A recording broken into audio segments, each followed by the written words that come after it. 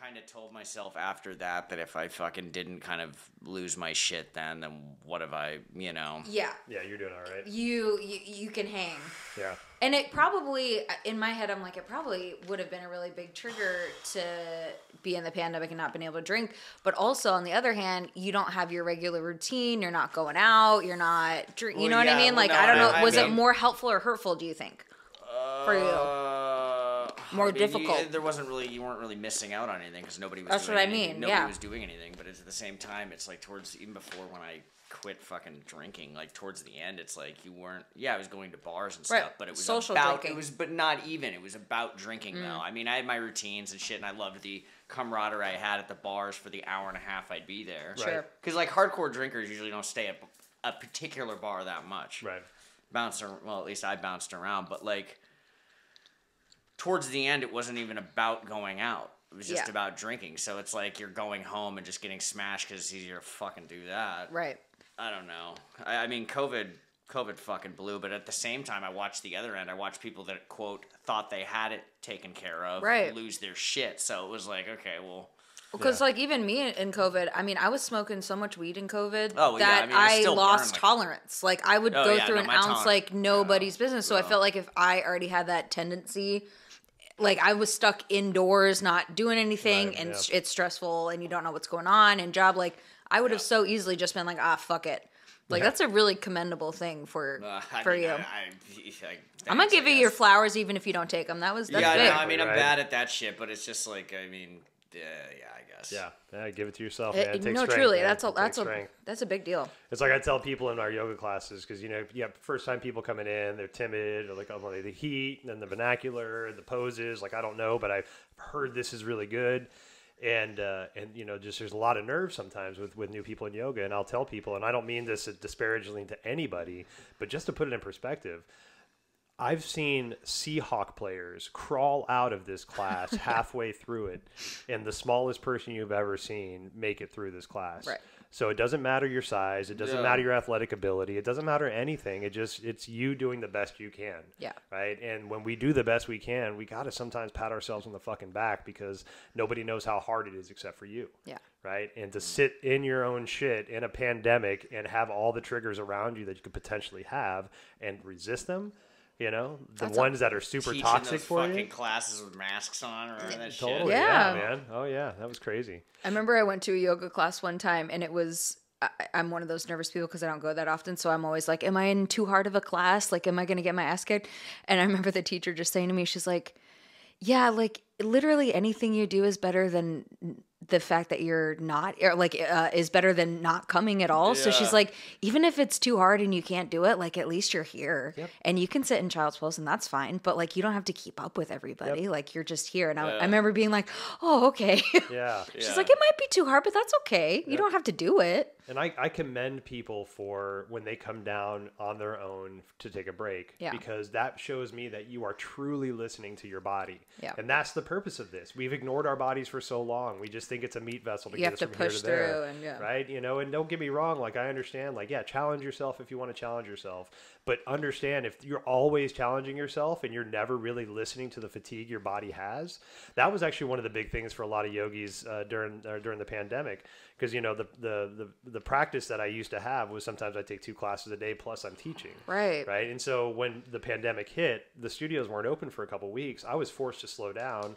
And I finally realized how damaged my body was because I kept pushing myself too hard. So even though I was doing something that's really good for the body, I wasn't listening to my own body and giving myself rest. I just kept pushing. And so it wasn't until like the pandemic that I realized my shoulder's fucked up and my hamstring's torn. And I'm like, ouchie. Oh, wow, I just need to take baths now for a while. You know? Well, I mean, really, were you just grinding through what you thought was like sore and pain? Fuck, totally. Man. And then the more it is, exactly, the more present it is. And we get used. It's also a lesson on like how much we just deal with pain. We just accept that type of pain. Oh, that's just part of my life now. Oh, my left leg just hurts now when I walk. Right, that's just part. I can deal with that. Okay. Put Dr. Scholl's insoles changed my life like 2 years ago. I put those in my fucking shoes. I'm like, okay, we're doing this now. Yep. But I had an interesting opportunity to look at some growth opportunity for myself over the past week. I think we talked about it a while back, but I did that show for Alan Stone over in Spokane. And so Robin, myself, and one of our friends, Hannah, got invited to that show the first year they put it on, like 7 or 8 years ago. And it was beautiful. It was great, beautiful musicians, and I think I've talked to you guys about this, but if I hadn't, here it goes. But that was one of the most embarrassing nights of my life, also, because I got so blackout drunk that I don't remember anything except throwing up constantly. And like there was like festivities going on, musicians rolling around, little pockets of music breaking out, and I was just trashed in my top bunk, fucking just annihilated. And it was really embarrassing. and so I hadn't really talked to Alan for a while, and I didn't really think that he knew what happened or whatever it was. I don't think I did anything. Just like we got wrecked. We got wrecked. But there's like that story we put in our head. You know, maybe he found out I was throwing up, and he was like, "Oh, this guy." You just start to spiral in the what ifs. Exactly. So when we reconnected, he was on my podcast, the other podcast that I do, and then when he invited me out for this. When I'm driving out there with Hannah Talbot and Monica, because they both helped me with the sound bath. They did Reiki while I did the sound. And I told them that. And it was like, this is an opportunity now for me in a sober moment, sober from alcohol, to go back to this place that was I had a very embarrassing moment. And not only be a part of it, but hold space in a different way and offer a healing modality, whereas before I was so trashed I couldn't even tell you who played. Right. So it was a really beautiful, like, kind of full circle opportunity for me to now come back to this place and offer the gifts that I've been working on instead of the inebriation that I'm very good at doing as well. Yeah. So it was you really get cool. to step in as a new Adam. Yeah, totally. Or a different Adam. Yep. Yeah. And Alan, had his 2 kids with him, so he's dad now, so he's obviously grown in life. We all do, but it was just really cool to see him in the growth that he's had in his element, both as a father, as a husband, as a musician, as now, basically a business leader, because he's got all these people under him now. But still has that fucking heart. That guy is still the sweetest fucking man. Did you tell him that I want that one version released? Have you not yet? No, Alan Stone, listen to me. There is a version of Naturally out there somewhere that I saw on TikTok that video doesn't exist anymore. And it is not on any platform. So whatever recording that was, that needs to be released. This is Kinsey Shaw talking to Alan Stone right now. That I love that song in general, but that version of it, you know what I'm talking about. Direct line to Alan Stone. The things that you do with your vocal cords on that song for that one version is beautiful, and that world needs to know it. All right. It's on my list. Great. I'll send this one to him personally. God damn it. Alan Stone. So it's good. like, this is a 3-parter. You're going to sit through 4 hours. Really to get email would have been fun. Oh, man. But yeah, it was great. So we did the sound bath, and then we got to stick around for the show and saw some amazing musicians. Who all was there? So I got turned on to two new bands. One's called Brother Elsie. And they are fucking powerful. They got like a Chris Stapleton vibe to them. Love it. Really great songwriters, very big energy, just awesome shit. And then Josh Gold is another person that I got turned on. I think he's Canadian, but fantastic show. We'll allow it. A Canadian. Right? Yeah. It's fine. Not a lot of good Canadian musicians. Bryan Adams, get fucked. Get fucked. I mean the late Gordon Lightfoot. You got Neil Young. Alanis Morissette. Shut your goddamn mouth. Came out during a Pink show recently. I saw that, and it made me want to go to a Pink show. It made me warm and fuzzy. I know. Inside. Totally. But I got to say, the most impressive thing out of the entire show that I saw was Alan Stone's band, who's called The Band. They played for Alan and 3 other groups, and just like seamlessly, beautifully. Was it the same guys that were playing? Same dudes? Guys. They've been playing for 20 years. They've been playing together. No shit. Yes, what? that same group of musicians. Same dudes. I mean, again, we were hammered, but I remember the first part of the show. That drummer is one of the best drummers I've ever seen, dude, man. that's sweet. Yeah, but so they held it down for 4 different groups, including 4 different Alan. styles. Exactly, and 4 different types of people walking around being like, hey guys, we're happy to be here today. And just like playing behind them and coming up and going down.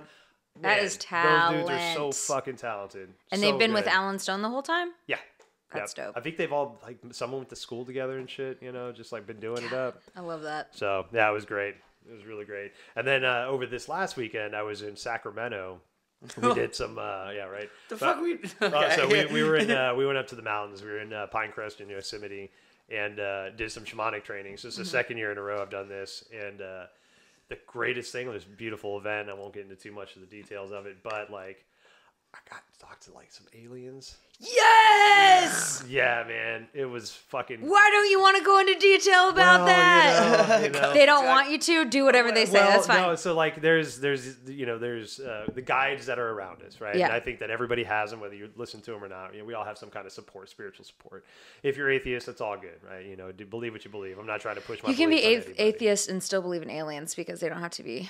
Definitely. They can just be other creatures. Go ahead. So I've had a couple like guides come forth. I have like a principal guy that I work with. He's like my teacher, and so I kind of chat with that person a lot, but I've gotten really used to that person. But while I was there this last time, I got connected to what's called the Star People, and got a lot of really interesting opportunities to kind of receive messages from them, and kind of work with that energy in a little bit. And so it was very powerful, and it's been real reminiscent. It's like really sticks around. And every time I play that gong now, like it's like I feel this 3-fingered hand just on the side of my head. It's such an interesting feeling. So I'm so jealous. Yeah, I'm so jealous. Yeah, it's a trip. So again, believe what you want to believe. I'm not trying to push my beliefs on anybody. This is just the experience of life that I'm enjoying right now. And I'm not going to rationalize it. No, I'm not rationalizing. I'm just going to let it be fucking magical. I want to be like Harry Potter. Do we know what planet they're from? Are you allowed to say? I haven't received any like verbal messages. So okay, because that's not how they go. That's not how they roll. And that's it. So I haven't talked. I haven't talked. I love about how matter of fact you. No, it is when you're that elevated consciousness. Like they speak with the brains, right, and energetically. So we whether we were recording or not, we started this podcast talking about mushrooms and stuff. And so when I take big journeys, like when I do like 5 to 7 grams, and so I receive these kind of like downloads, I guess. And so I remember the first time it happened to me, and this is just my experience. I'm not saying this is everybody's experience. This is the experience I had. I was in it, deeply in it. Probably about 4 hours into my journey, I remember sitting on the side of my bed. I had my hands in my head in my hands, and I was just like weeping, not sad, just like just a release kind of thing. And I was like that for seemed like a while. Who knows how long it was? And then I got this like message saying, you're receiving information in a way that you don't normally receive information, and you'll always be able to access it when you need it, even if you don't know what it is. And that's like stuck with me very strongly because I was shaking, I was crying, I was happy, I felt like I was receiving and all this stuff. So, and I've had that type of experience a few times in my big medicine journeys.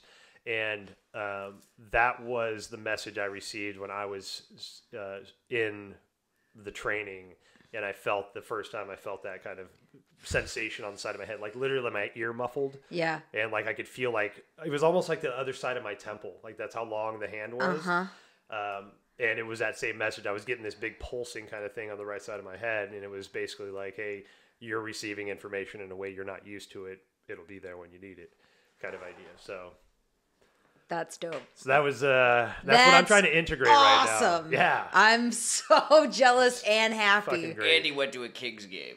Yeah. God damn it. Hey man, Sacramento. So I got back and I told Monica, and she's like, so when are we getting abducted? No shit. Yeah. You didn't ask questions? I have a whole list of questions. Adam just gets rid of all of his shit when he gets back. He's like, Adam. Don't worry about us. Just naked in the front yard. Like, I'm waiting. Yeah, so yeah, good stuff. That's dope. Fun times. God. So I think that could transition. So adult cartoons. Right now, my favorite adult cartoon is Rick and Morty. Oh yeah, I love I think Rick because and Morty. of kind of like that space aspect, the universe aspect, the infinite possibilities of that show. Everybody tells me to watch that show, and I've seen like a half of an episode. That show is you. That's what I like know. People, I would say a lot of people say that, but I say a lot of shit, and then people are like, "You ever watch Rick and Morty? You don't watch Rick and Morty? You're fucking Rick, yeah, dude. As much as you love Archer, I think you'd really get down with Rick and Morty. You would love Rick and Morty. Yeah, it was funny when we thought about adult cartoons. I'm like, fuck, I don't really watch any of them. I watch so many. Well, even like ones that I think maybe aren't supposed to be adult cartoons, but they have adult following, like Gravity Falls or like Owl House or Steven Universe. I have not heard of any of those. Sometimes your brain just needs... I think the reason why we still love cartoons as adults is because it takes us back to the nostalgia place of like Saturday morning cartoons. Everything's fine. And they're very short episodes, 20 minutes most of the time. And you can just sit down and watch a whole bunch. Big City Greens. It's another great one. Oh, yeah. Never even heard of that one either. They're all children cartoons, but they're, you know. Those are, okay. Well, I mean, they're marketed for kids, but they have adult stuff. They have adult jokes in them. Well, it's so, I mean, I watched on Netflix, I watched for a while, I watched F is for Family, that Bill Burr one. Okay. Oh, yeah. And that was pretty funny for a couple seasons. I watched a couple seasons of Big BoJack Mouth. Horseman. Oh, Watched a couple BoJack. seasons of Big Mouth also. But see, like most cartoons, after about 2-3 seasons, I'm kind of fucking good. Because they can kind of, without going South Park route, there's only so much you can do because you're just writing this shit, you know? Which is what's great about Rick and Morty, because the world that they have set up, like, you can literally do anything because it's about time travel, different planets, you know, so every episode, there is no, like, within, like, you know, the Simpsons, they're only contained in that world, or within Big Mouth, they're only contained in that world. But you know what I mean? Like, yes, you kind of, totally. After about 2-3 seasons, I'm like, all right, I'm good. And I've kind of realized that with most cartoon shows. Will you watch at least 3 episodes of Rick and Morty? Oh, yeah, no, okay. it's they got 5 seasons, and I got to say, all 5 seasons. They're all great. Watching. And the funny thing, I heard an interview with Neil deGrasse Tyson a while back, and he was saying that, whether he was saying it in jest or not, I couldn't catch his tone, but he said Rick and Morty is one of the most scientifically accurate shows out there. Guaranteed. You know, just the way they talk about science, the way they use physics, and even though they breach the laws of physics, it's still accurate in the assumption of what physics could become. Right. You know? Yeah. And that's what blows my mind, because I feel like they need Marvel comic level writers of the multiverse just to get through a Rick and Morty episode. So I always think about, like, who are the writers of this show? Because I know the, you know, main guys, but like there have to be a team of people fact checking all of their science garb that they throw out. There's a guy I listen to actually named Sean Carroll, and he's got a podcast called Sean Carroll's Mindscape. Oh yeah, you told us about that He's one. Fantastic. Yeah. Written a bunch of books. He makes physics approachable. Like it's still hard to understand, but if you get the basics of it, you can really understand what he's saying. Mm-hmm. But one of the things that he does is he's one of those people on movie sets and on TV shows. Consultant. To consult, exactly. Technical advisor. Yep, or whatever. Yep, just to make sure that they're staying in the parameters of whatever science or physics they've deemed as applicable to the story they're writing. And that's great. And I don't know shit about shit, but I know enough to know when they go on those tangents like that. I'm like, oh, all this is accurate, because it makes too much sense not to be. Don't say the quiet part out loud. If you say you don't know shit about shit, I don't know shit about shit. Nobody's gonna fucking listen to this. I'm that lady who doesn't know shit about shit. Did you? Okay, so I think a year ago, a adult cartoon called Velma came out.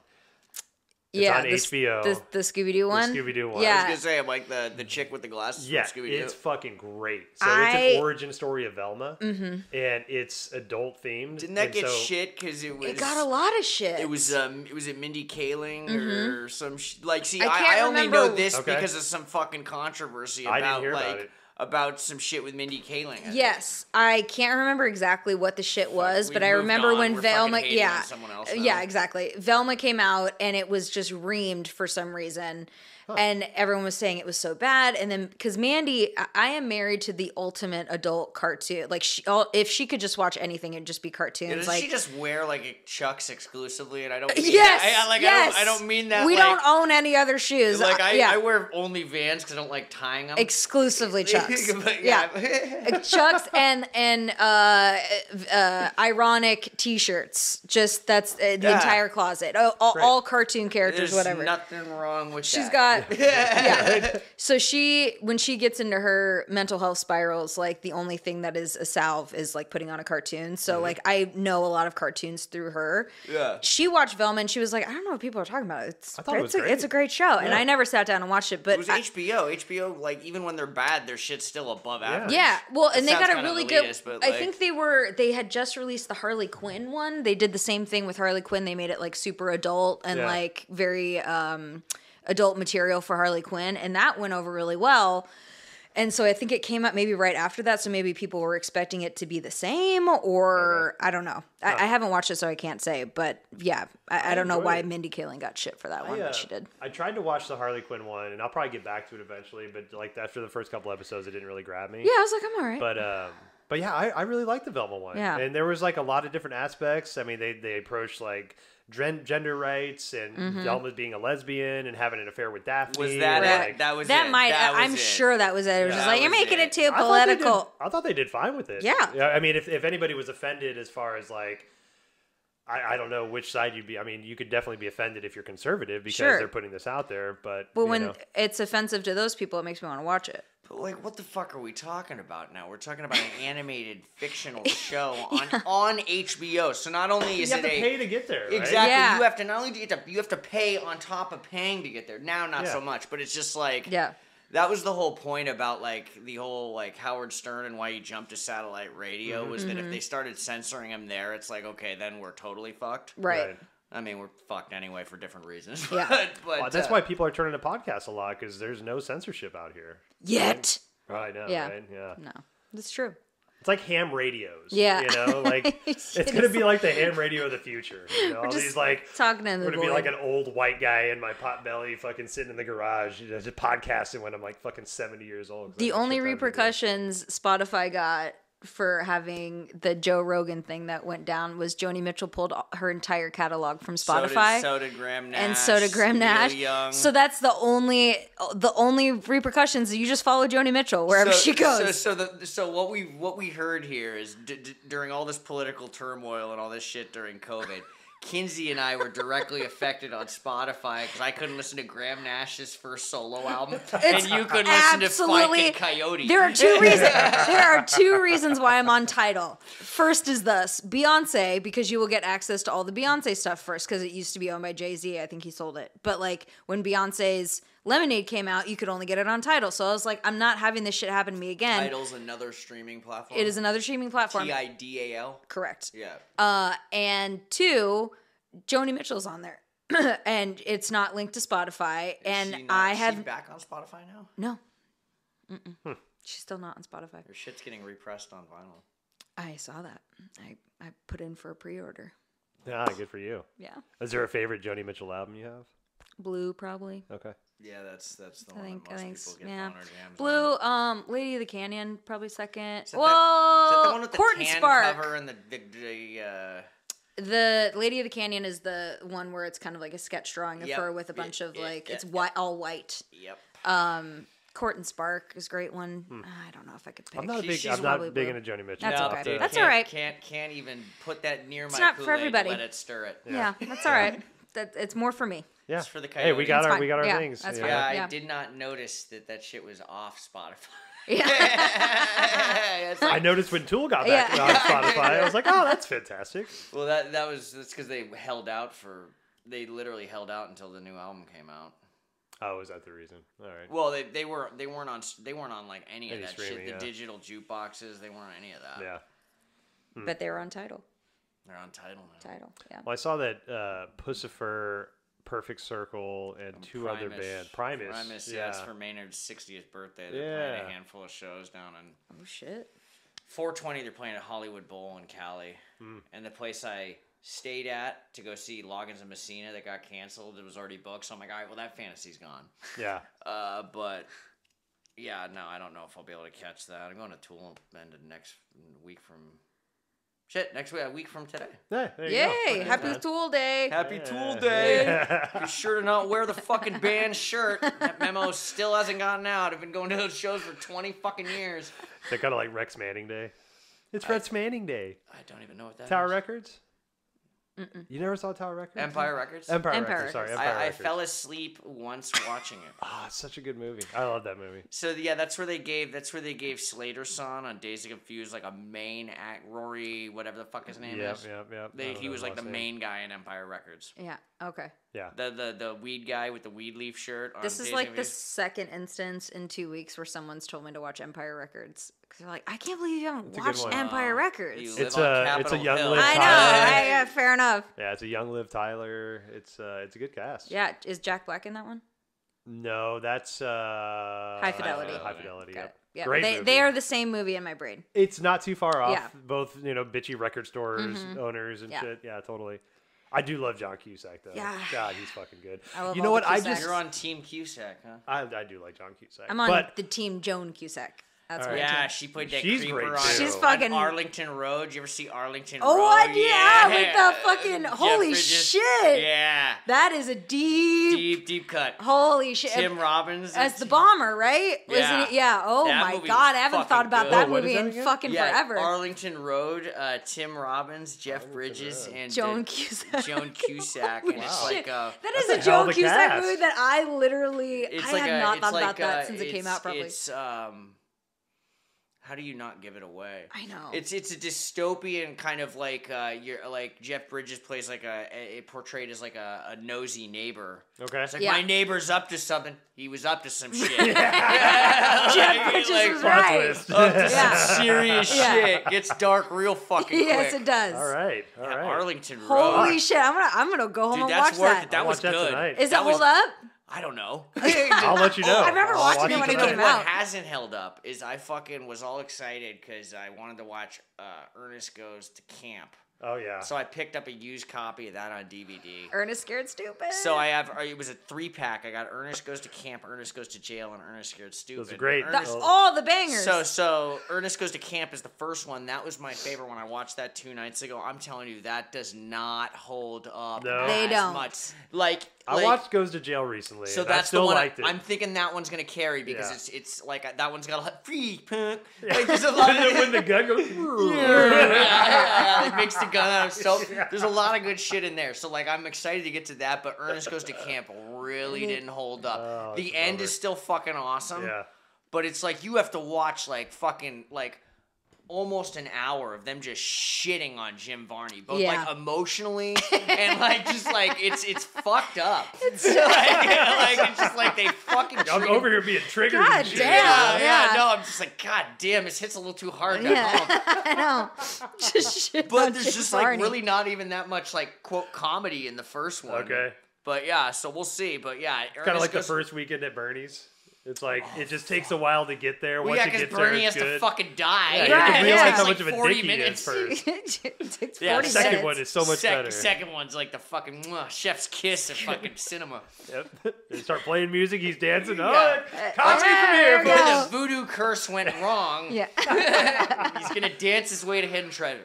Wrong for them, right for us. So good. That see, yeah, we started off the podcast talking about me getting sobriety. I think Weekend at Bernie's is kind of like lock and step. Yeah. Of like I will always think of that movie with my sobriety. It was a stayed up night. The first night I was like, I'm not drinking anymore. Yep. Oh, Those man. two Weekend and at then Bernie's. 3 Ninjas. Yeah, or what? Oh, Yeah. 3 Ninjas.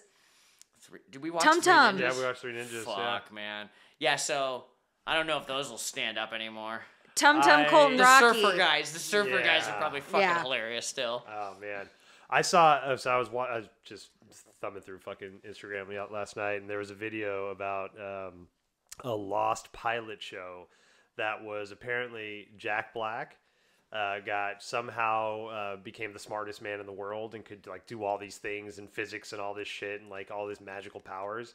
And he had a magic motorcycle that was voiced by Owen Wilson. What? Whoa. And it was like Owen Wilson kind of had this Wow. like shenanigan-y kind of like Wow, vibe to it. wow. Right? What was it called? I don't remember the name of it, but Wow, apparently it didn't get wow. past Wow, wow, wow, wow, wow, wow. Someone got high and was like, what if we That's had a fucking motorcycle awesome. voiced by Owen Wilson? Is that really what it That was? has Like, to be wow, it.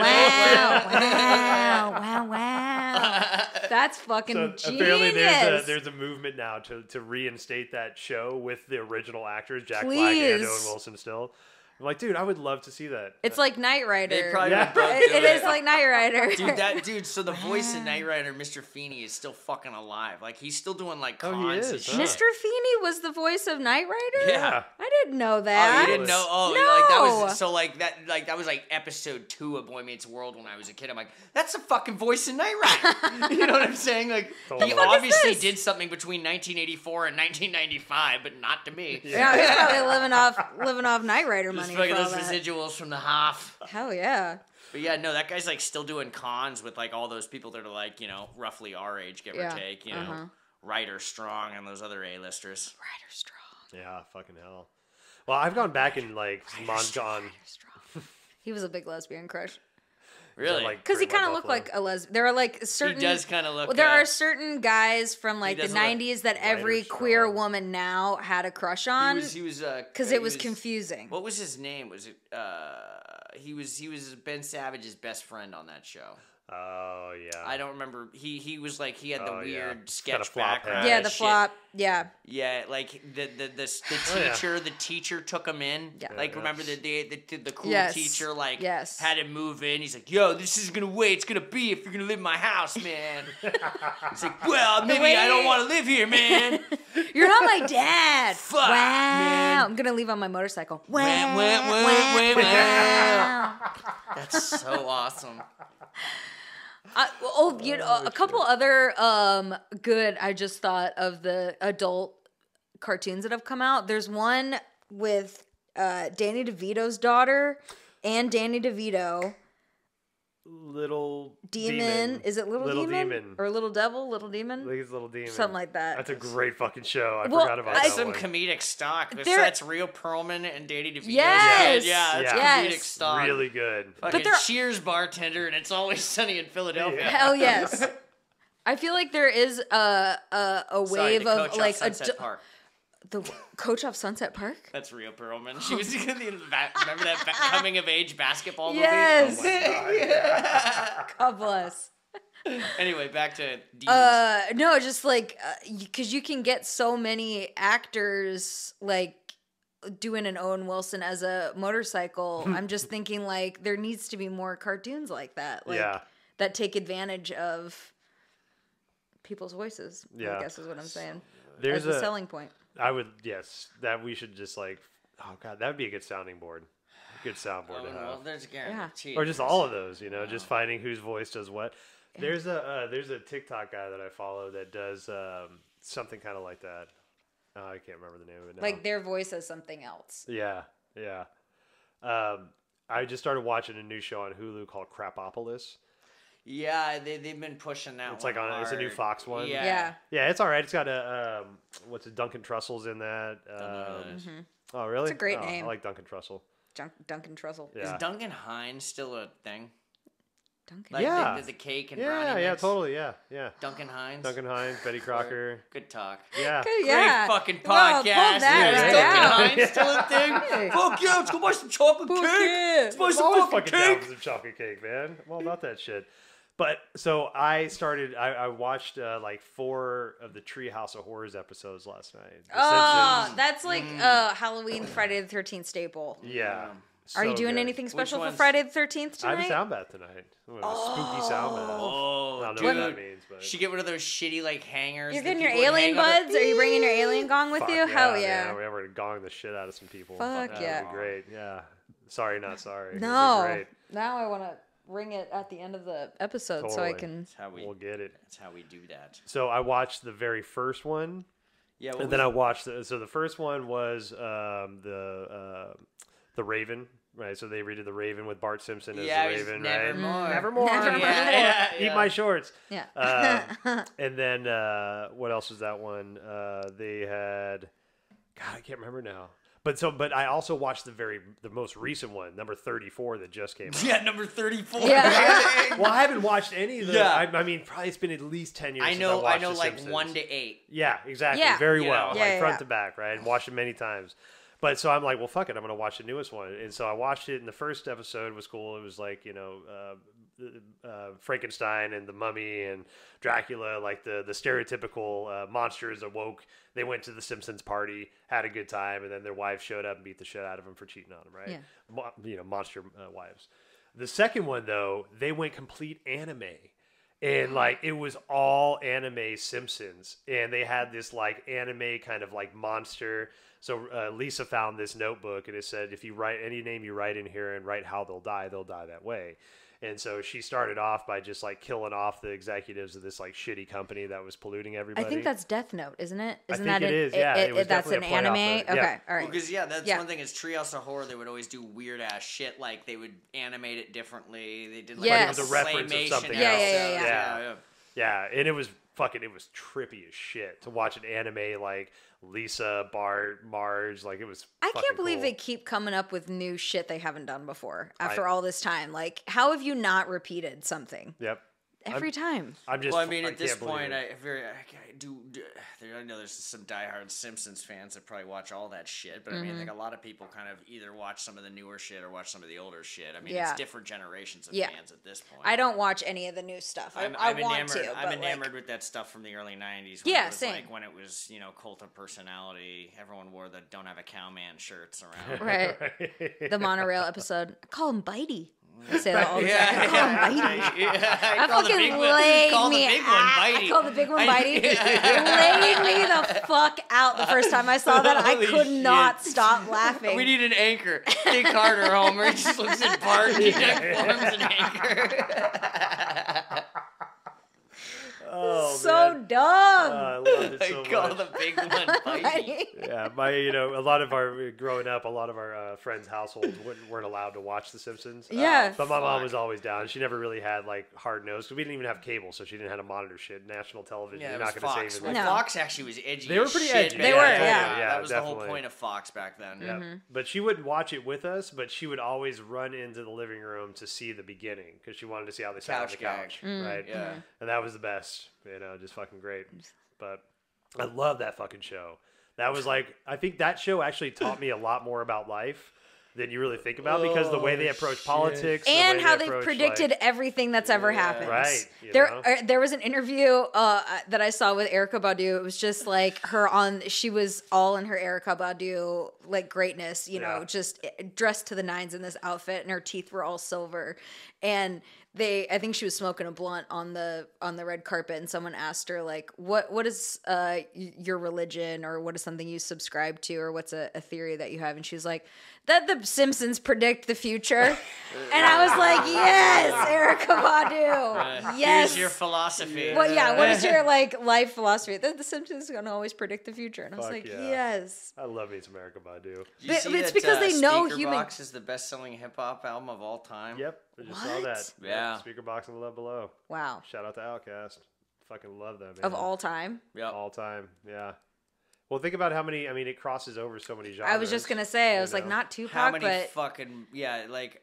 So that's being played at suburban white weddings. It is. Everybody has that. Hey, come on. Yeah. So it's funny. I have a Dr. Dre the Chronic hoodie, and I was wearing it yesterday. I was at this store, and the guy's like, "Hey man, I like your hoodie. It's awesome album." I'm like, "Yeah man, I fucking dig it." Or he goes, "I love the hoodie." I'm like, "Yeah man, I love the album." He's like, "Doesn't everybody love the album?" I'm like, "Now, kind of yes. Yeah. Back then." Hell no. Right. The fact that like Snoop Dogg and Dr. Dre played the halftime show, that blew me the fuck away. Yes. I'm like going, these guys were quote Public Enemy #1 30 years ago. Right. And now they're playing the biggest show in the world. And everyone's just like, yeah, we know this song. Yeah. Uh-huh.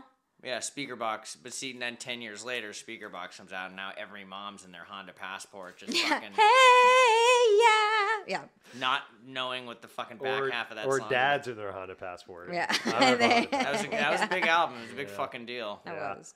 I listened to, there's a book out called Habits, and they talk about Hey Ya when it came out. I don't know if I shared this story with you guys before or not, but... so at the time Hey Ya came out, so like 2001, 2002, something like that. 2002. So the way that the record industry was working is that they have basically a computer program that they would input all the songs in, and they would give us a rating, basically like a Rotten Tomatoes rating of like how they think the song is going to perform. And Hey Ya basically broke that machine and was like, it's going to just destroy everybody. People are just going to love this. So they released it, and initially when they released it, it didn't do well at all because it didn't sound like anything that was out. Right. It had a very old sound, but also mixed in a lot of the hip hop and a lot of the new stuff. But so it was very unique for the way it sounded, and people didn't really catch on to it because also they expected hip hop from Outkast, not something like this. Yeah, so weird album in and of itself. It's 2 solo albums. Yeah, most definitely. So what the record labels decided to do was they wanted to find a way to make this song sound familiar. So they sandwiched it on all the different genres, so rock, hip hop, even country. They would take like the most popular song that was out at that time, and let's say it was Chili Peppers Under the Bridge. They would play Chili Peppers Under the Bridge, and then they would play like an Oasis song, and then they would play Hey Ya. Then they would play the same Oasis song, and then they would play Hey Ya. Then they would play the Chili Pepper song, then play the Oasis song. Just to really like create comfortability and like, hey, you know what this sounds. You're familiar with this. Yeah, you know. This is weird. But then it's, now we can integrate that now. And that was the recipe that they did. And that's how Hey Ya really got accepted by everybody and then became one of the biggest fucking songs on the goddamn planet. That's wild. Yeah. Crazy shit. It's like there is a formula. Did you ever see them live? Yeah. I saw him on the AT Aliens tour, and I saw in Austin, and I saw them like 97. 97, yeah. And then I saw him on that was before Area they really tour. broke. I mean, they were bigger, but they were dude, because that's before Aquemini. Mm-hmm. Yeah. So AT Aliens, we were in a club in Austin, and it was a phenomenal show. Goody Mob was there. It was Outkast, Goody Mob, Nice. and so. I can't remember when it was. It was either in between the sets or after the both of the groups were done. The two DJs were having a spinoff, and it was Mr. DJ, I think was Outkast DJ, and I can't remember the Goody Mob's DJ. And so, but they were just like going back and forth, just having a spinoff. And then Mr. DJ, it was his turn, so he was doing his shit, and his mixer short circuited and caught on fire. But he played into it, and while the shit was melting, he was still fucking scratching and just like doing his shit and making all these and fucking all noises. Like, it's part of the show. It was fucking crazy, man. It. We're just fucking going crazy. It was awesome. It was amazing. There is like rumor. You would have been like 21, 20. Me? Yeah. Oh, 17. 17. Yeah. 17, 18. Fake ID. Yeah. Oh yeah. Yeah. There's rumors that they're there's getting good back memories together. involved in all that. Oh yeah. Yeah. I think they might be getting back together either for an album or a tour. I would love that. I would love to see them do another album. I thought they were beefing. There was a really picture with beefing, them together. There was a picture of them together at an event, and then everyone was like, "This is my Roman Empire." Which, do you guys know? You probably don't know because neither of you are on TikTok. I'm going to ask you this question. How often do you guys think about the Roman Empire? Oh, fuck. Okay, so Tiffany asked me about the fucking Roman Empire a couple days ago. Yeah, what was your answer?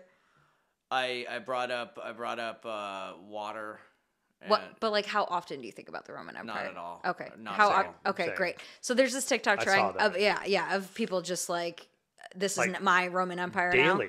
Now. Yeah, and I was like, how? I know. I'm like, dude, I think about like I think of nothing daily. I don't even think of Beyonce daily. I mean, I honestly, if I was to be completely honest, I probably think about drinking is the only thing that I could say I think about daily.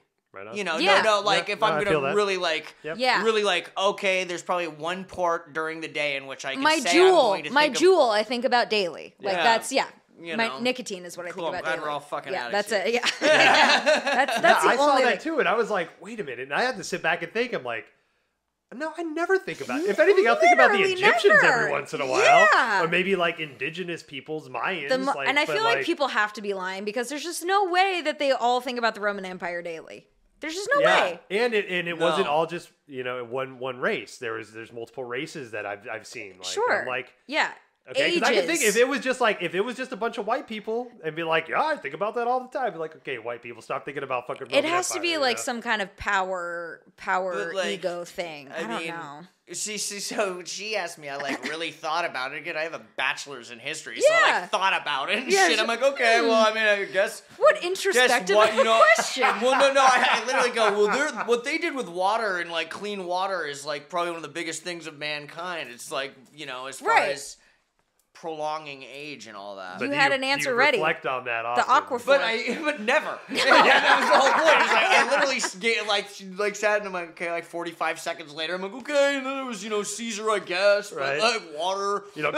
Call up Landon. Little Caesar's Pizza. I probably think about it. Yeah. Do you remember the memory game at Little Caesars? Like they had that Simon game.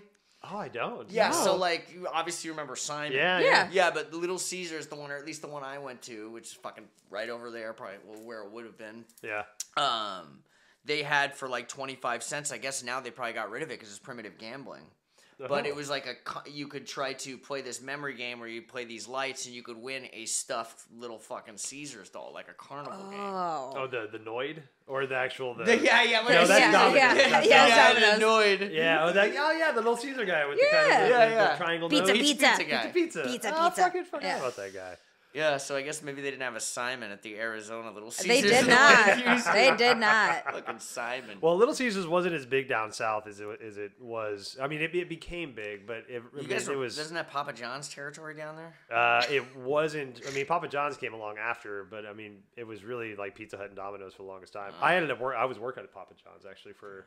Probably 8 months. Yeah, we've gotten a couple good podcasts out of your Papa John's. Papa John's. Mighty proud of your tenure at Papa John's. I fucked some shit up in that fucking store, man. God damn. Proudly. Yeah. Exactly. We started the podcast off talking about heavy doses. There were some heavy doses of Papa John's. Not so much introspection, more driving and delivering pizza. Dude, I think about that every time I get food delivered here. Yeah, exactly. You think about that more than the fucking Roman Empire. Yes, exactly. I think about doing acid at Papa John's. Yes. I think of doing. So I bring up like whenever I think of like the longest shifts I've had at work, or now all my shifts are way easier because I'm not hungover. Right. Like, that's fucking huge. But like, I think of the longest shift I had. Just like, oh god, this sucks. The shift won't end. I'm like, nope. That shift where you were tripping balls on mushrooms, that definitely felt longer. That definitely dragged on. That 6 hours felt longer. That shift is still going on in an alternate universe. Shit. Yeah, you still haven't gotten off work. Oh my god. Yeah, that went from like the most fun day to the most anxiously fucking horrible day in the goddamn planet. Good. I God love damn that. it. Extra large pepperoni. The dough's talking to me. No. Pepperonis are alive. They have consciousness. But that's actually one of my favorite things to do whenever I'm coming down from like an energetic medicine now is to watch adult cartoons. Yeah. It's a salve. It's kind of fun, and just like chill out and relax. Well, if you have not watched Gravity Falls, that is one of the best shows I've seen in a while. Cartoon included, but like it's only 2 seasons. They wrote it so it would only be 2 seasons. So it's a very open and closed like book. It's not like that fucking bullshit they did with Twin Peaks, which is like fucking, I don't even know what the hell that is. I didn't know that they only wrote 2 seasons of it. Weird. And I was distraught when I found out there was not going to be a 3rd season. And they're like, oh no, this came out in whatever year. And it was only meant to be 2 seasons. But it is heartfelt. It is funny. It's kind of got the Rick and Morty, especially in the 2nd season. It's kind of got a Rick and Morty multiple dimension element to it that comes in. So basically, it's about these 2 kids that moved to Gravity Falls, Oregon, to live with their great uncle Stan, who they call Grunkle Stan, and he runs kind of like a snake oil type mystery shack like in the middle of the woods, but like none of the mysteries actually work. And then he finds out that it's one of the most magically it's like they live on like a magical vortex, so everything around them is magical. And it's a great fucking show. Did you watch that Treehouse of Horror episode where Homer buys the Krusty doll from that like cursed fucking magic shop? So yes, I remember that one. Like, I didn't watch it last time. Somebody switched it from evil to good. Going to kill you, Homer. Oh my god! All right, that sounds so right. It's like that. It's like that. It is, but it is for. It's like that, but it's not an adult show, but it's one of those that it's like written for kids, but like anyone could enjoy it. Like they have adult themes that like science, but they also have kind of the kid version of it too. Like it's one of my salve shows that I will sit down and like everything's okay. They they just kind of have everything in it. And it's just my kind of it's Harry Potter-ish in that sense. I love that. Yeah. Okay. There's a little, magic books that they got to find. And cool. Yeah. All right, I'm down. The characters are great. When is the Harry Potter series supposed to come out? I think everything got fucked because of the strike, so it could be a while. Oh, wow. I mean... Because everything got pushed back at least a year or two. I give zero fucks about most of that shit. Like, I haven't even finished all that Star Wars thing. It was like a year ago we were talking about that. But, God damn it, fucking anyway, I was literally making a joke yesterday or this morning about how they've got like 65, if we count like Mandalorian, all that other shit with that new one, like Ashoka or whatever. Yeah. I'm like, we're talking like 60, 70, whatever the things. Oh, you're in it for a bit. Well, yeah, no, it's just like, it's insane. And Harry Potter, which has as big a following, they just have those movies, they just have the books. There hasn't been like a fucking... You're a Wizard Harry spinoff. Well, he's dead. They did the Fantastic Beasts, which I will tell you weren't the same for me because it was about magical people living in regular London rather than this boy who thought he was normal going into a magical world, so you get to experience like this world building of all these things you don't know. And most of the Fantastic Beasts are this magical guy who's like traipsing around London. And so it's it's less exciting for me. I didn't watch the final one. Like I watched the first one, I was very excited because I'm a Hufflepuff and he's a Hufflepuff too. I did the sorting hat quiz. I too am a Hufflepuff. Are you really? Yeah. I would have put you in as a Ravenclaw. Yeah. Ooh, yeah, see that's what most people But thought. you're a stoner enough that I think Hufflepuff fits too. Yeah, I and again, fucking whatever. I don't know shit about all this stuff, but I mean, which spirit animal, I kind of didn't have a good answer for that question. I'm like, fuck. That's a Hufflepuff answer. No, but then the other one, I'm like, I can vibe with that, like, good vibe shit. And I'm like, it's probably going to put me in that Harry Potter realm. I could see I'm not going to vibe with that dickhead blonde kid in Slytherin. No, you're not Slytherin. No. But I feel like you're a Ravenclaw in this, like, you're... Who was that? Who was that the Emma Watson? Is she one of those? No, she was a Gryffindor. But Ravenclaw would have been, like, Cho Chang. Luna Lovegood was a Ravenclaw. See, I don't know what it is. I know the blonde. There weren't any... Ron Weasley. Which one's Ron Weasley? Gryffindor. All three of them are Gryffindor. Yeah, they're all three Gryffindor. Which I could see you in Gryffindor too, but the difference between Gryffindor and Hufflepuff is that Gryffindor has the ambition and Hufflepuff just doesn't care. They're just here for a good time. Yep. So like I could see both of us in Gryffindor, but we don't care enough about being on top the best to be like, we're just here for a good time. That's so funny. I'm like, wait, Ron Weasley. Yeah. No, he's Gryffindor. No. See, I literally got so excited. At least you know the characters, I knew Ron Weasley. He's the redhead, right? Yeah. He is a redhead. Ron Weasley. And then the little blonde fucker. But the extension of the Harry Potter universe, on top of the fact that you now have the J.K. Rowling shit that now no one wants to support Harry Potter, so you're losing people that were normally, that I think people like me were... It's a splintered wand. Well, I'm not going to digest new stuff that's going to make her money, so there's like that aspect to it that you don't have with the George Lucas universe. And also, the kind of magic behind Harry Potter is that original story of like these extraordinary places and kids, and I'm gonna watch the new show if they put it on, but like I don't know how I feel about them remaking it so soon. And I know it's 20 years old, but like it feels too soon. Saved by the Bell new class. Yeah, it feels one too Mark soon. Paul Gosselaar, bro. And I might be eating my words. Who knows? But I feel like the original story was done great, and it was done perfectly. And if you're gonna do the Star Wars thing, go do the episode 1, 2, and 3. But don't remake New Hope. You don't need to remake episode 4. Oh, like, so that's and what they're talking about. Yeah, and so they're just redoing. So it'd be Sorcerer's Stone, right? And they're Philosopher's Stone. And the other thing is that I do like the aspect of it being a series show because there is so much shit in the books that you don't get in the movies because there just isn't enough time. Which is why TV has become such a monster over movies now because you can really get 5-6 seasons and really in depth details that you wouldn't get from a movie. So I like that aspect, but I wanted that done 20 years ago. Didn't they make a Lord of the Rings show? Yeah, it predates Lord of the Rings. It's from so they're not retelling Lord of the Rings. It's Silmarillion. So I literally was going to back. I think this was either right around high school or right out of high school. Silmarillion. Read the fucking read The Hobbit and stopped it like literally like 7 pages before finishing it. I'm like, fuck this. What? Book. Literally, out of principle, out of fucking fuck stupid. You. I should have finished it. Like 7 pages. Yeah, I don't live a life of regrets except maybe I'm fucking finding the last back up. But I'm like, man, fuck this Tolkien talking about these blades of grass. I'm fucking done. Yeah. But so we're talking before. See, a Gryffindor would have finished the book. A Hufflepuff wouldn't have. Fair. That's the difference.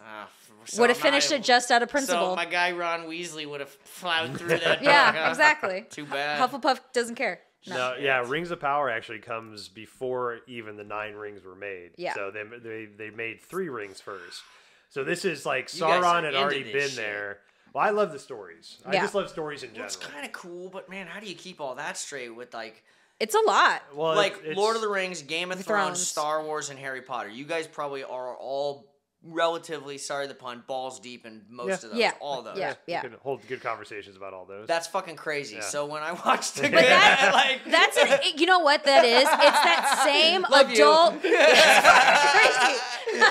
Here's the thing. The thing about the correlation between adult cartoons and fantasy, it's that same part of my brain that gets activated, whereas I get to escape my present now and go into a world that doesn't exist, and I would rather be there presently than be in my body dealing with bills or life stuff. So for me, it's enjoyable to know all the tidbits about it. Well, it doesn't feel like a chore. So I loved Game of Thrones up until last season. Or we all did. Like, Let's it was good. We all did. It wasn't. It would have been the best show ever made if they had slam dunked that last season. It would have been.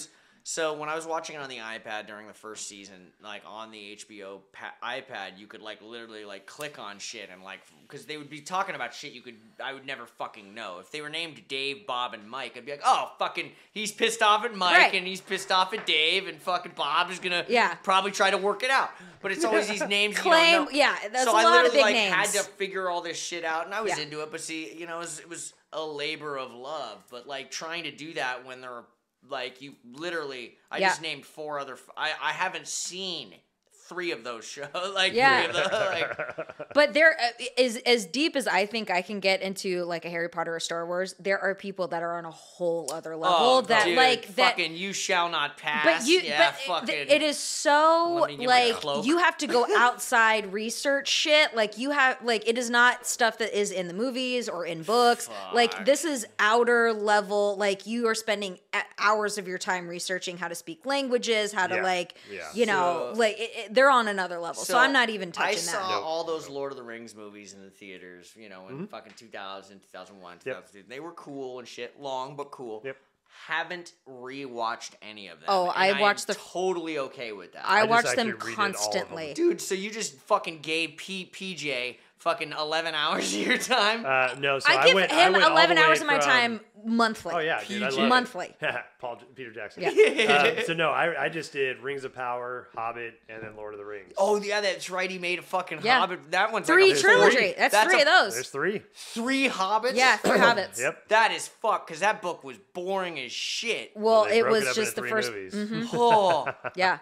It's God, good. so that like 10 pages is probably like fucking it's 75 a whole series. minutes. Yeah, it is. Just like, yeah, PJ got a couple billion off of those. Pages. I'm gonna give that blade of grass fucking 8 minutes of fucking dead air in this show.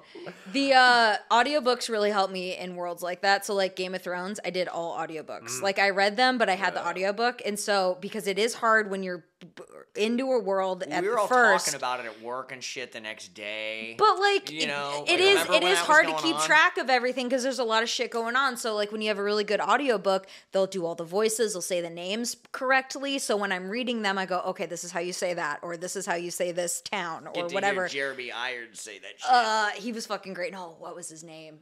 Oh God, I'll have to look him up. Whoever does the fucking Game of Thrones audiobooks is fucking great. But there is a TikTok trend of like this video of you reading a book, and it's like point of view, how your brain feels when you start a new fantasy novel, and it's just like like it's just gibberish where it's like you can't keep track of everything that's happening. They gotta lay all that shit down and they're like talking about it matter of fact. Yeah. Like, oh, they're going to explain what the fuck a Schnurschnar is. Yeah, Schnurschnar, yeah. Like, oh. Deep into this forest of the Schnurschnar, and then we're going to get... It's like, oh, good, it's not just me who has trouble at first. Okay, awesome. Yeah. Awesome. So within the past probably 5 or 7 years, I got into reading like old Hindu mythology. And so I've read the Mahabharata and the Ramayana, which is like that same thing. Like the towns... the names, the things they're referencing. Nothing is familiar. It's just nothing. It's not Bob Jobson from Boston. It's such a job to do that the first time. Like the first time, I've read them a few times now, but the first time I read it, it was just like a chore every time. I'm like, God damn it. Like there's so much. You really have to train your brain into fantasy reading. That was your boy reading Siddhartha. Yeah. Sorry. Oh, Siddhartha. Yeah. Dude, yeah, we should do a podcast fucking of that one. We should do a book club. We'll just a podcast book club. See, Siddhartha's only like $1.10, so like I could probably we could smash that one out. I love that's one of my favorite books. Do a podcast on that one. I remember reading that in like 7th grade. My brother had to read it in like fucking we had to. And I remember reading it and being like, I will enjoy this as an adult, but as a child, I don't understand this. I can't imagine that being a fruitful pursuit. No, and I get like the whole point of it is to like expand your mind, but like as a 7th grader, like 12-year-old, I'm like, I know this is important when I'm reading, but I can't grasp it. Hiring the guy to paint the fence, you know, I think, like. Well, actually, so now there's a book, Paul Cohen maybe, but it's called The Alchemist. Oh, yeah. And that very similar kind of understanding of what Siddhartha goes through. It's the journey through your emotional, your plight, your, shit you get yourself into and how you get out of it. Yeah. But it's more, I think, applicable to that age range. Totally. To your point. I think that's more of that, like, preteen to even through high school. And you have like the journey aspect and you got like, but Siddhartha was just very introspective, very cerebral, and like it was really hard for me to understand. It's like throwing somebody the Tao, It's like, here you go, here's all of life answers are in this book, you just have to decode it. And it's like, what? I can't believe a public middle school in Tucson, Arizona was like, Siddhartha. Yes, my brother was, I think, in a private school at the time, and that tracks with some of that Tucson public school system, baby. You know. I was in the South, like deep South, so we were more of that Huck Finn, kind of. We weren't doing, the introspective. Really, honestly, I didn't read a lot. Oh, me neither. I mean, I didn't read Huck Finn. You do enough to get the book report. Exactly. Yeah, that's whatever. What but I didn't fucking read it. No. I know there's some narrative about him getting paid to clean the fence, and he took that money and paid somebody else. He subcontracted it out. Hey man, I got 3 hours of homework. I'm skimming the fuck out of this chapter. I'm getting the big I read the Cliff Notes to Catcher in the Rye and the Cliff Notes to Catcher in the. I think could you still go buy Cliff Notes at the fucking Barnes and Noble? Remember they had They're probably I remember, or Spark Notes was the newer one, but. The Cliff Notes was probably like 75 pages, and the book was 120, but I still was like, I'm saving 40 pages. 10 pages, the last 10 pages, man. If I don't have to read them, I'm not gonna. Yeah, no, I mean, I honestly don't think I finished reading a book in high school. Yeah. That sounds like one of those bullshit statements. No. I skated in high school and I failed a couple classes and shit, but I honestly don't think I fucking read a book. Here's the thing. If you're forcing me to read a book on your timeline, it's not going to get done. Like I like to read, but I have to be in the right mindset. I have to be so if I have a book report due, I'm not reading it. I'm getting the thing done. Fight Club. I didn't read Fight Club. I remember doing that. That was senior year. That was senior year. Did I ever tell you that I did a fucking book report on the Bible because I was so strapped for time? And I knew that shit. Yeah. I knew the teacher was a Christian. Yeah. I had been to Bible study and I was like, and you just had to do a book. And it was due the next day and I just didn't have time. So I'm just the Bible. And I remember handing it in and she was she looked at me and she goes, the Bible, huh? And I go, and she's like, it was all about Jesus this and Jesus is good that and this and this. And she goes, did you do a specific book in the Bible? And I was like, nope, the whole Bible. Just the whole, and she goes, the whole Bible. Okay. And I still got an A on it because she wasn't not going to give me an A on the fucking Bible. But she was like, you read 1,200 pages. You read 1,200 pages, the whole Bible. She goes, there's a lot of different themes in there. Did you get all the themes? And I was like, just a broad stroke. Yeah, broad stroke, 3-4 page fucking book report on the Bible. Not Genesis. Easily condensable. No, easily. It's, you know what I'm saying, Diane. Come on, Diane. I mean, it's all really saying the same thing. My mom and you are in the same Bible study. That's so good. I didn't know you I still remember handing it in and just looking at I locked eyes with her and we both knew this is bullshit. This is absolute bullshit. Gonna blink first. Yeah. Huh? Blessed be. See you next Sunday, Diane. Here's my book report that I did. Bible. Can't say shit about it, Schleter. Can't do it. That's so good. So yeah, I didn't do a lot of book reports in school. Books that I had already read, books that I knew movies were on, but I don't think I finished a book for a book report. Well, I remember getting called out, and this is going back in middle school. I got called out for doing like a book report on like a book to the teacher. Like you had to oh fuck. I fucking hated this teacher, but so like every you would have those periods of time where you would read, like everyone would just sit in their table and read, and you'd have to go over there and explain to the teacher like during reading time what the fuck you were reading or some shit. And I'm like, I'm reading this, and she's like, my fucking 7-year-old grandson's reading that book. Do you remember which one it was? Yeah. Oh, we gotta look. Good night, mood. Can you read the description, please? I want to see what the cover looked like. I gotta see what the age suggestion of the book is. 3 to 5. God, what it was about this kid Jeremy who hatched dragons. Hold on. Oh, fire Jeremy Thatcher, Dragon Thatcher. When the title rhymes, you're off to a great start. Okay. Oh my God. What is it? Oh, these shit. I gotta find out the age suggested. It'll be like ages 5 to 8. Fucking 12-year-old Robin's like, yeah, so we can just egg. As you can see in this clearly illustrated book, Jeremy now has 3 eggs. He used to have 2, but now he has 3. It didn't have pictures. It did have fairly large print. 141 pages. Oh, 148. 148. I mean, what, 7th grade? No, that's not too bad. Yeah. No. It ain't the Bible, but... Was it because the words were all an inch tall? So... Okay, 148. So I will say this, and I can't find readily, for the sake of the podcast, what age that's recommended. Probably not. Probably around 7. I do know around maybe that grade or a grade after, a kid in my class, she was smart as fuck. She was probably the smartest kid in the class. Sure. She read Les Miserables, which is like fucking 1,200 pages. I'm reading a 148 page about a kid who hatches a fucking dragon. But you still remember that book, so clearly... Yeah. She was fucking not impressed. She would have done a book report on the Bible, but the whole Bible. And it would have been a 30-page book report. She fucking hated me. I bet she did. So funny. See, she's probably a Gryffindor. Oh my God, that is so funny. Oh my God. Yeah, that was the last book that I really kind of fucking think I read. And So actually, now I think about it, I read that shit in like 4th or 5th grade, and then was trying to use it for 7th grade. That's exactly what happens. I told you. Yeah. You use books you've already fucking read. You work smarter, not harder, assholes. Jesus Christ.